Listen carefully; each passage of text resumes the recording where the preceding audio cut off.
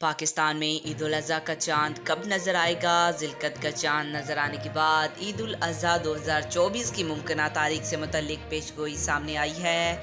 ईद उल अज़हा और ईद उल फ़ितर के दरमियान 2 महीने से कुछ ज़्यादा दिन का फ़र्क होता है, जिसकी वजह से ईद उल फ़ितर के बाद जहां लाखों मुसलमान हज की तैयारियां कर रहे होते हैं, वहीं ईद उल अज़हा का इंतज़ार शुरू हो जाता है। ताहम गुज़िश्ता रोज़ शवाल के 3 रोज़ मुकम्मल होने के बाद ज़िलक़द का चांद नज़र आ गया है और आज इस्लामी महीने की पहली तारीख है। ज़िलक़द के बाद ज़िलहज आता है, जिसमें फ़रीज़ हज और ईद उल अज़हा के 2 बड़े त्यौहार हैं। अगर पाकिस्तान में ज़िलक़द का महीना 29 रोज़ पर मुश्तमिल हुआ तो ज़िलहज का आगाज़ 8 जून को होगा, जिसके मुताबिक ईद उल अज़हा 17 जून बरोज़ पीर को हो सकती है।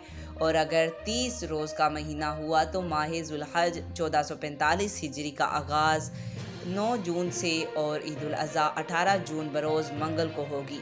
लेकिन इसका बाकायदा ऐलान पाकिस्तान में चांद देखने वाली मरकज़ी रोयत हलाल कमेटी ज़ुल्हज का चांद नज़र आने के बाद ही करेगी।